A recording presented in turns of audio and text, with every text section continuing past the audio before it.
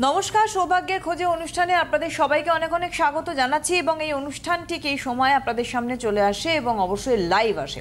তো সৌভাগ্যের খোঁজে নিয়ে একটু আগে আলোচনা করছিলাম, আমরা বিভিন্ন বিষয় ভিত্তিকভাবে আমরা এগোই। তো আজকে অবশ্যই এই অনুষ্ঠানে আমাদের থাকছে নির্দিষ্ট বিষয়বস্তু, কারণ সকলেই এখন একটু আগে আলোচনা করছিলাম যে দেখতে দেখতে দেখুন পুজো চলে এলো, এবং পুজো চলে এলো মানেই আমাদের এখন একটা টাইমে আমাদের ভাবনা চিন্তা যে পিতৃপক্ষ একটা টাইম থাকবে সূচনা, সম্ভবত সেটা 7ই সেপ্টেম্বর থেকে পিতৃপক্ষের সূচনা, যেটা কিন্তু অবসান হয়ে দেবীপক্ষের সূচনা হবে মহালয়ার দিন।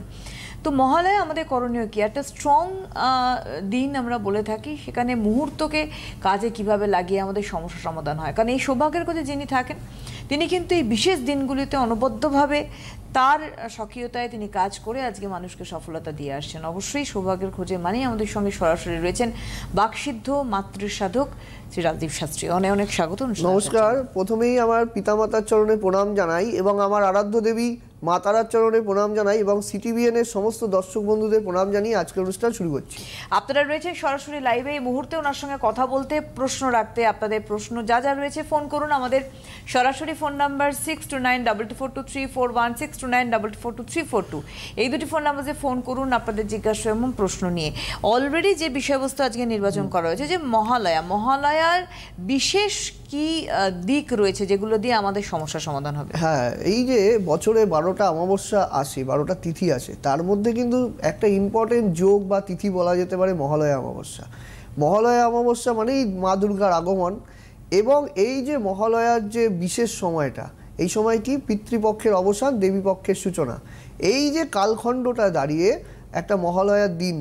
এবং দেখবেন মহালয়ার দিনটি কিন্তু বিশেষ একটা ইম্পর্টেন্ট দিন। সেই দিন কিন্তু মানে মা দুর্গার ঘট প্রতিষ্ঠিত হয়, এবং তার সাথে সাথে দেখবেন পিতৃপুরুষের উদ্দেশ্যে মানুষ কিন্তু তিল তর্পণ করেন। এই কথাটা দেখবেন, যারা দেখবেন গঙ্গায় গিয়ে তর্পণ একটা ক্রিয়া রয়েছে যে মনে করা হয়, এবং সেই দিন পিতৃ যারা ইহলোক ছেড়ে পরলোকগত হয়েছেন তারা কিন্তু সেই দিন ধরাধামে আসেন, এবং দেখবেন লক্ষ লক্ষ মানুষ কিন্তু গঙ্গা স্নান করেন এবং পিতৃপুরুষের উদ্দেশ্যে সেদিন কিন্তু তর্পণ করেন, গঙ্গা তর্পণ করেন।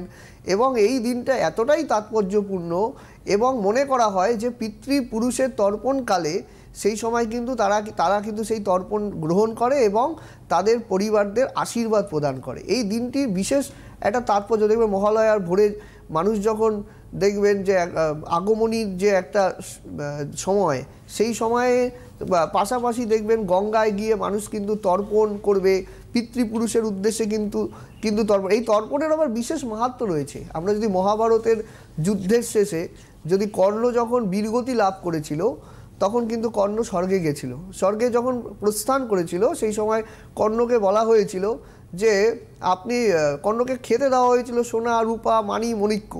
তখন কর্ণ যখন বললেন যে আমাকে এইসব কেন, আমার খাদ্যবস্তু কোথায়, তখন বলা হয়েছিল কর্ণ কিন্তু এই ইহজগতে কোনো কিছু দান করেননি। মানে দান করেছেন সেই অর্থে নয়, তিনি সোনা রূপা মানি মণিক্য দান করেছেন, কিন্তু কখনোই খাদ্যবস্তু দান করেননি।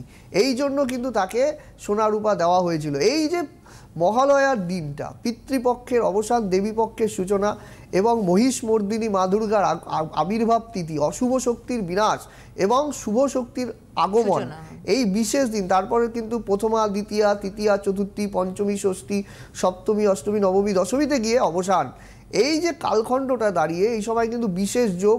এবং মহালয়াতে আমি দেখেছি, বহু বছর থেকে দেখেছি, মহালয়ায় যদি গ্রহদোষ খণ্ডন করা যায়, বিশেষ করে যাদের বিবাহ হচ্ছে না। একটা ফোন নিয়ে আমরা আসবো, একজন বন্ধু অপেক্ষা করছেন। হ্যালো হ্যালো, হ্যাঁ নমস্কার, কে বলছেন? নমস্কার। নমস্কার। নমস্কার। নমস্কার। নমস্কার। হ্যাঁ নমস্কার, কে বলছেন? হ্যাঁ, আমি বহরমপুর থেকে বলছি। বহরমপুর থেকে বলছেন? জানবেন আমার ছেলের সম্বন্ধে। ছেলের কি নাম? ছেলের নাম সৌরভ ব্যানার্জি। সৌরভের ডেট অফ বার্থ বলুন। অনুষ্ঠান দেখা হয়? হ্যাঁ হ্যাঁ, আমি দাদার অনুষ্ঠান দেখি। কখনো কারোর সুযোগ হয়েছিল আসার? আমার খুব ভালো লাগে দাদার অনুষ্ঠান দেখি। কারোর আসার সুযোগ হয়েছিল কখনো পরিচিত আপনার? আমার একজন রিলেটিভ গেছিল। হ্যাঁ, সে কি উপকার পেয়েছে? আমি যেটা জানার চেষ্টা করছি। হ্যাঁ হ্যাঁ, ও বিয়ের ব্যাপারে গেছিল। আচ্ছা বলুন ছেলের ডেট অফ বার্থ। ছেলের ডেট অফ বার্থ বলুন। 22/12/86। 22 ডিসেম্বর 86 সাল 86 1986 টাইম বলুন 1986 হ্যাঁ টাইম বলুন টাইম হচ্ছে সকাল 10:10 সকাল 10:10 হ্যাঁ হ্যাঁ সোমবার সকাল বহরমপুর এক সেকেন্ড সকাল 10:10 কোথায় বহরমপুর বহরমপুর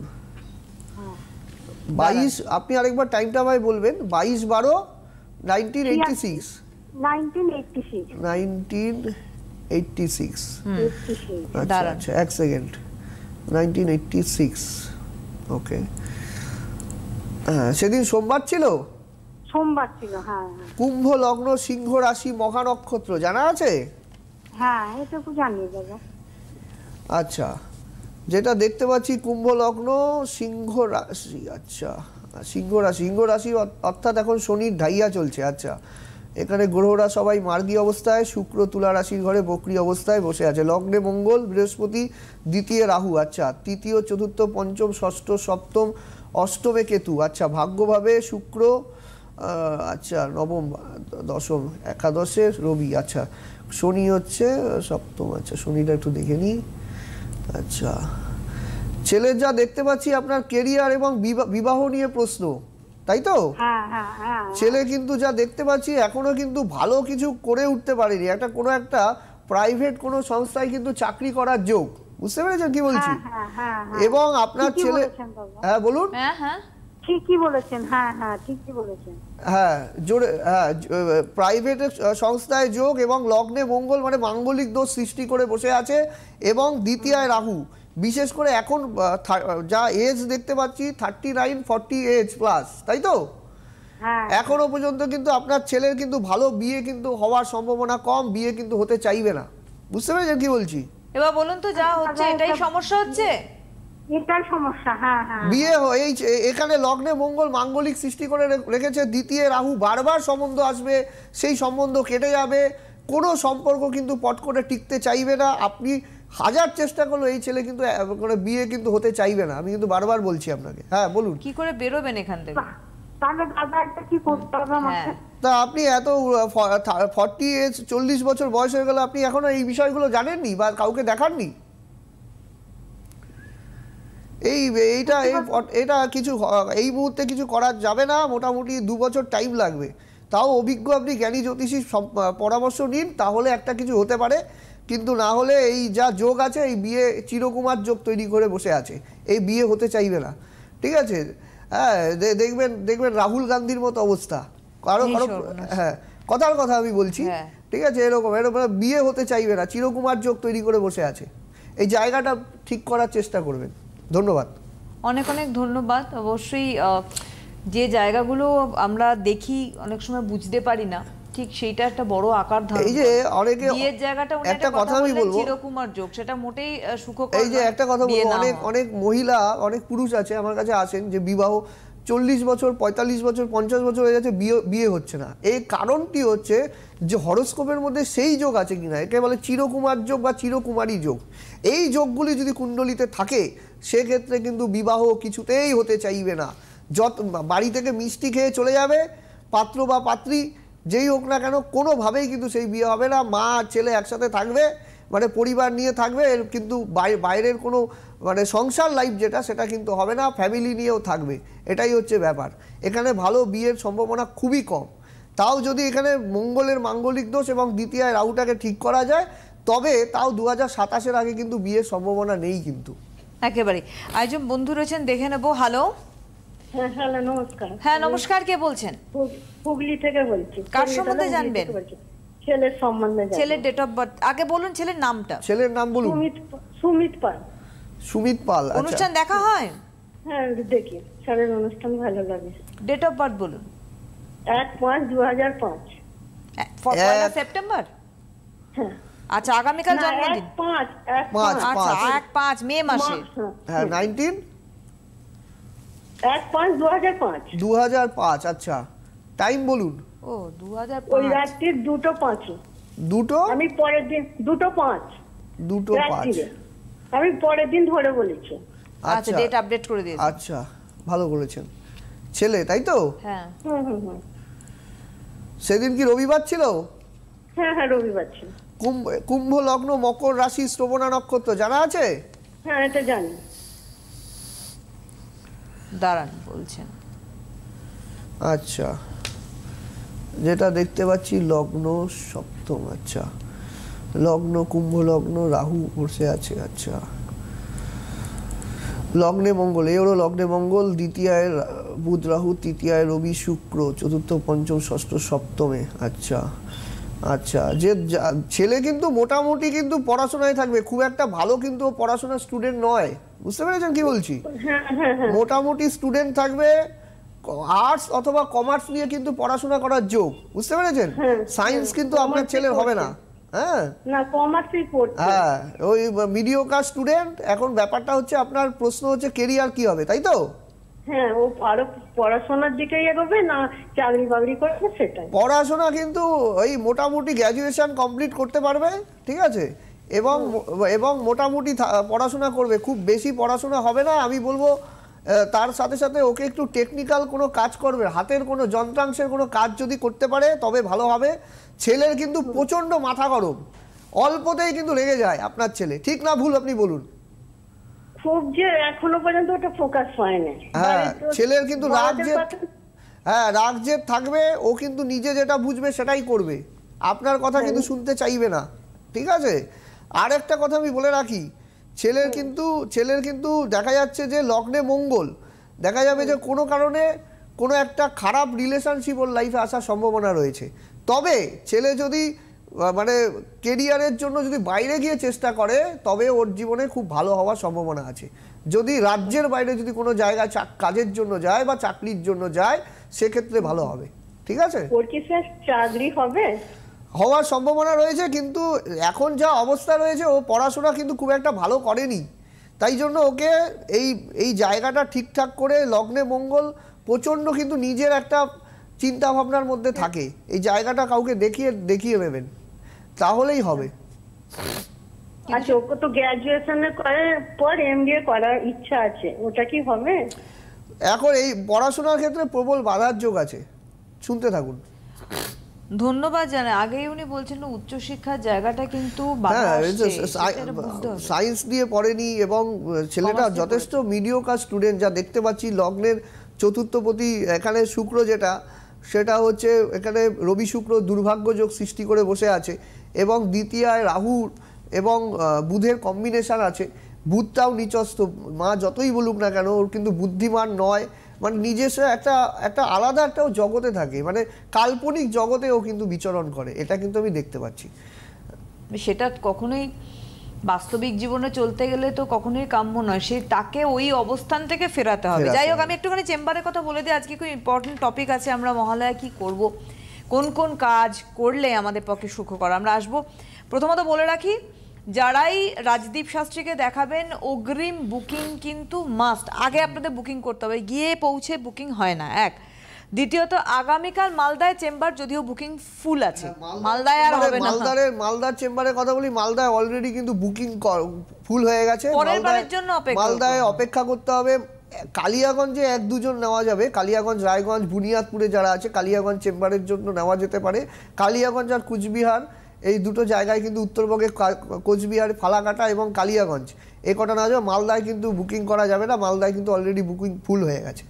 মালদার জন্য অগ্রিম যারা সামনের ডেটের জন্য অপেক্ষা করতে হবে, পুজোর আগে মহালয়ার আগে ডেট রয়েছে, সেই সময়ের জন্য অপেক্ষা, হ্যাঁ সেই সময়ের জন্য অপেক্ষা মালদাবাসী পাবেন। আচ্ছা, 2 তারিখ 2 সেপ্টেম্বর ওনার চেম্বার কালিয়াগঞ্জ, 3 সেপ্টেম্বর রয়েছে Coochbehar, 4 September Falakata, 5 September Jalpaiguri, 6 September Siliguri chamber, 10 September রয়েছে Medinipur chamber, 11 September Asansol, 12 September Durgapur, 15 September Bardhaman chamber, 16 September Chuchura এবং 17 সেপ্টেম্বর দমদম চেম্বার। এছাড়া দিল্লি থেকে শুরু করে অন্যান্য বিভিন্ন বাইরে চেম্বার রয়েছে, সেগুলোর ডেট আমরা যখন পড়বে এখান থেকে বলে দেবো। 8906783407 একটি নাম্বার, আরেকটি 7384617051 একটি নাম্বার। সুতরাং এই নাম্বার দুটিতে আপনারা অগ্রিম বুকিং করবেন, বারবারই বলছি। আর যারা দূরে থাকেন অনলাইনেও কিন্তু আপনারা যোগাযোগ, অনলাইনে কনসালটেন্সির যেটা ব্যাপার সেটা আগের থেকেই আছে।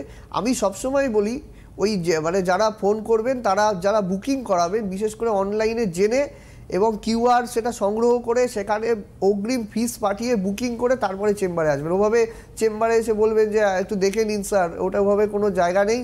অগ্রিম বুকিং করা থাকলে সেই বুকিং অনুযায়ী কিন্তু সিরিয়াল নম্বর দেওয়া হয়, সেই নম্বর অনুযায়ী কিন্তু সমস্ত চেম্বারে কিন্তু সেভাবে দেখা হয়, সেটা দিল্লি হোক বা হচ্ছে নর্থ বেঙ্গলের যে কোনো চেম্বার হোক বা কলকাতার চেম্বার হোক, সেম একই পদ্ধতি রয়েছে। তারপরে আমি যেটা মহালয়া নিয়ে আলোচনা করি, মহালয়ার যে বিষয় প্রসঙ্গ নিয়ে আমি আলোচনা করছি, মহালয়া যে সামনেই আমি এই যে যোগগুলো, এই যে সামনে মহালয়ার যে তিথি, এই তিথিটা আরও ইম্পর্টেন্ট তখনই হয়ে দাঁড়ায় যখন মানুষের জীবনে মানুষের নিজের গ্রহগত সমস্যা, যেমন বিবাহ হচ্ছে না, বিবাহ ক্ষেত্রে নানা রকম বাধা দেখা যাচ্ছে, বিবাহের ক্ষেত্রে সাংসারিক অশান্তি, এবং অনেকের দেখা যায় যে পিতৃপুরুষের যে এই সময় মহালয়ার যে কালখণ্ডটা দাঁড়িয়ে যখন মানুষের জীবনে দেখা যায় যে পিতৃপুরুষের আশীর্বাদ নেওয়ার এক শুভ সময়। আমি একটা কথাই দর্শক বন্ধুদের বলবো, মহালয়া থেকে একদম দশমী পর্যন্ত দিনগুলো কিন্তু ভীষণ ইম্পর্টেন্ট সময়। এবং মহালয়ার আমি একটা উপাচার আজকে আমি আপনাদের বলবো, সেই উপাচারটা আমি একবার আপনাদের বলে দিই। মহালয়ার দিন সকালবেলা যারা তর্পণ করবেন, যাদের পিতৃপুরুষ রয়েছেন তারা তো আর তর্পণ করবে না, যাদের পিতৃপুরুষ নেই তারাই একমাত্র তর্পণ করেন। আর যাদের পিতৃপুরুষ রয়েছেন কিন্তু মা দুর্গার আশীর্বাদ প্রার্থী বা সেই দিন নিজের জীবনে কিছুটা উন্নতি চান, তারা একটা কাজ করবেন। আমি এটা বহু বছর করেছি, অনেককে দিয়েছি, তারাও খুব ভালো রেজাল্ট পেয়েছে। যে কোনো উপাচার আমি নিজে পরীক্ষা করে তারপরেই আমি আপনাদের তুলে দিই। এই মহালয়ার দিন ভোরবেলা, এই ভোরবেলা 5টা-6টার সময় ঘুম থেকে, একটা ফোন নিয়ে নেব, তারপরে আমরা এটা আপনারা অপেক্ষা করুন, লিখেও নেবেন আপনারা। হ্যালো হ্যালো, নমস্কার, কে বলছেন? নমস্কার, আমি ডালিয়া রায় বলছি। কোথা থেকে বলছেন? আমি শ্রীরামপুর থেকে বলছি। শ্রীরামপুর থেকে। হুগলি কার জেলা। সম্বন্ধে জানবেন? আমার ছেলের সম্বন্ধে। ছেলের কি নাম? সৈকত রায়। অনুষ্ঠানে আজকে প্রথম দেখছেন ওনার? না না, আমি দেখি প্রথমে জানতে পারিনি, পরে জানতে পেরেছি উনি রবিবার করেন। আচ্ছা, বলুন ডেট অফ বার্থ ছেলে। বলুন। ডেট অফ বলছে 1976। আগের ডেটটা বলুন, আগের ডেটটা বলুন। 18 অক্টোবর। 18 অক্টোবর। আচ্ছা, 1976। 1976। সময় কি টাইম বলুন? 10:40 AM। সকাল 10:40। কোথায় জন্মস্থান? শ্রীরামপুর, দুর্গাপুরে জন্ম। আচ্ছা, দাঁড়ান এক মিনিট।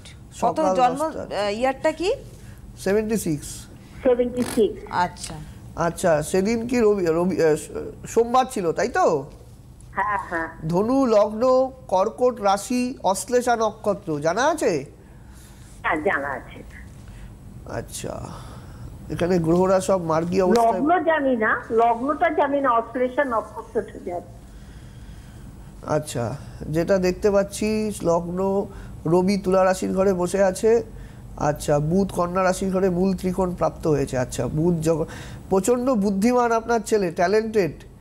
এবং যেটা দেখা যাচ্ছে লগ্ন 1976, তার মানে 48+। আচ্ছা, লগ্ন দ্বিতীয় তৃতীয় চতুর্থ পঞ্চমে কেতু, ষষ্ঠে বৃহস্পতি, সপ্তম অষ্টমে শনিচন্দ্র, নবম দশমে কর্মভাবের ওপরে। আচ্ছা, বুধ একাদশ কর্মভাবে বুধ সক্রিয় মূল ত্রিকোণে অবস্থায় বসে আছে। বাহ, খুব ভালো যোগ। ছেলের ছেলে যা দেখতে পাচ্ছি, ছেলে কিন্তু সায়েন্স নিয়ে পড়াশোনা করেছিল, তাই তো? এবং ছেলে কিন্তু হ্যাঁ, ছেলে কিন্তু মেডিকেল সায়েন্স নিয়ে কিছু না কিছু করার যোগ। বুঝতে পেরেছেন কি বলছি? আচ্ছা, ঠিক আছে।